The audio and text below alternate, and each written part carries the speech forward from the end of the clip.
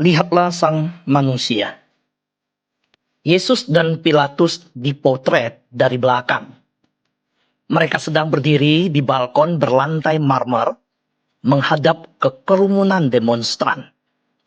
Yesus di sebelah kiri, Pilatus di sebelah kanan. Yesus berjubah ungu yang robek sampai ke pinggang, sehingga punggung dan dadanya telanjang. Pilatus mengenakan jubah berwarna kuning gading terbuat dari sutra yang halus dan semi-transparan. Karya lukis yang mendunia ini diberi nama Ecce Homo, Behold the Man. Mari kita amati detailnya. Kepala Yesus kelihatan sebelah wajah. Kepala Pilatus hanya kelihatan belakangnya. Rambut Yesus tampak panjang, kacau, dan di atas kepalanya ada mahkota duri. Rambut Pilatus rapi, tipis, dan pendek. Yesus tampak kurus, lebih-lebih karena telanjang dada. Tulang rusuk dan tulang punggung tampak menonjol. Pilatus berperawakan sedikit gemuk. Yang mencolok adalah posisi tangan. Kedua tangan Yesus ada di belakang.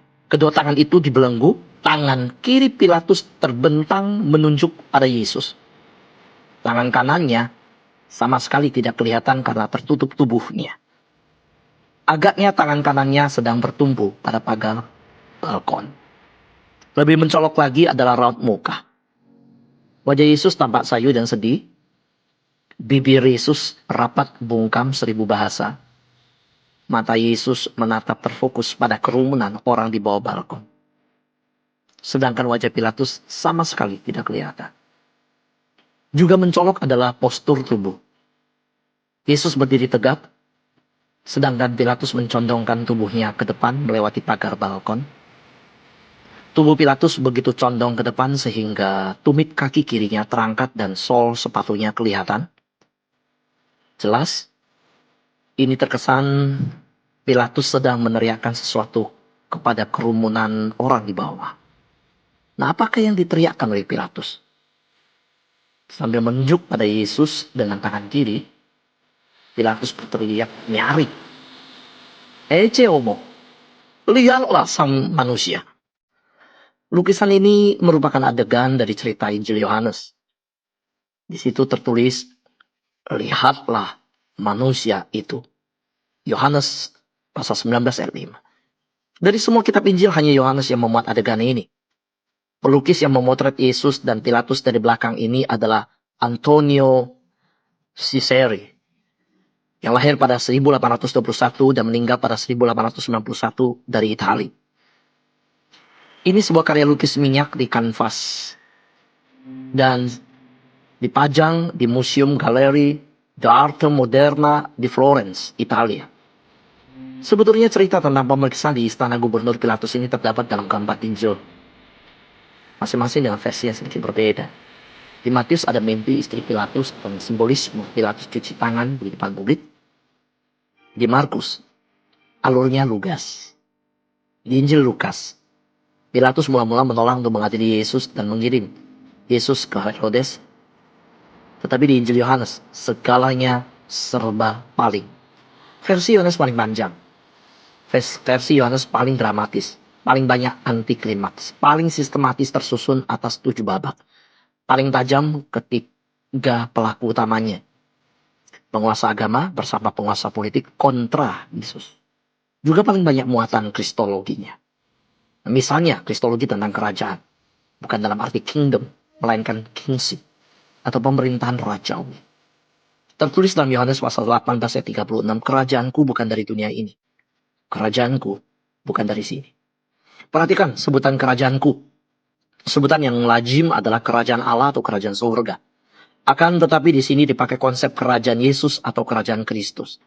Harap diingat bahwa Injil Yohanes ditulis pada tahun 90 sampai 110 Masehi oleh para pengikut Rasul Yohanes di komunitas Yohanin di Suria dengan kristologi yang kental.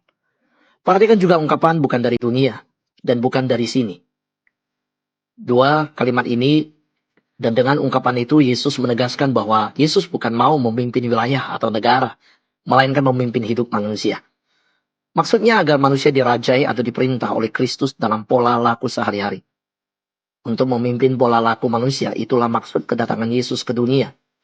Kata Yesus, untuk itulah aku lahir, dan untuk itulah aku datang ke dalam dunia ini. Di Injil Yohanes pun paling tampak perkembangan penilaian Pilatus terhadap Yesus. Mula-mula Pilatus kurang mau bertemu dengan Yesus. Saat bertemu, Pilatus bersikap skeptis terhadap Yesus. Pilatus memandang rendah diri Yesus. Akan tetapi kemudian terjadi percakapan antara Pilatus dan Yesus di dalam ruangan tertutup di istana. Bukan sekedar percakapan prosedur, interogasi, melainkan justru percakapan mendalam yang frontal kata lawan kata. Beberapa kali Pilatus terdiam dan tersentak mendengar kata-kata Yesus. Pilatus mulai menyadari bahwa Yesus bukan sembarangan orang. Pilatus terus mengobservasi karakter Yesus. Yesus begitu tenang. Yesus menguasai diri. Yesus tidak defensif, apalagi ofensif. Yesus tahan dihina dan tahan disiksa demi mempertahankan prinsip-prinsipnya. Yesus tampak sayu, sedih, letih, dan terutama menahan diri. Namun Yesus tidak membenci dan mendendam. Timbullah rasa kagum Pilatus pada Yesus. Pilatus mulai melihat bahwa Yesus orang benar. 3 kali Pilatus menegaskan, aku tidak mendapati kesalahan apapun pada Yesus. Itu tertulis dalam Yohanes pasal 18, pasal 19. Bahkan dicatat Pilatus berusaha untuk membebaskan Yesus. Dan Yohanes pasal 19 ayat 12. Penilaian Pilatus tentang Yesus terus berkembang. Pilatus mulai yakin bahwa Yesus ini bukan hanya orang benar, melainkan bahwa Yesus adalah model dari orang benar. Yesus adalah prototip. Yesus adalah contoh manusia sejati. Inilah manusia yang sesungguhnya. Inilah sang Mesias. Inilah sang manusia. Lalu terjadilah puncaknya. Pilatus mengajak Yesus ke balkon. Mereka berdua berdiri menghadap kerumunan orang. Saat itu kebetulan pelukis kita ada di belakang balkon. Cepat-cepat dia mengeluarkan kamera dari sakunya. Dia mencetak momen bersejarah ini. Tepat saat tangan kiri Pilatus menuju pada Yesus. Tepat saat Pilatus berseru kepada kerumunan yang banyak. Ece homo, lihatlah sang manusia. Kisah ini dituliskan oleh Andar Ismail dalam buku berjudul Selamat Memanusia. 33 renungan tentang kualitas diri. Penerbit PPK Gunung Mulia.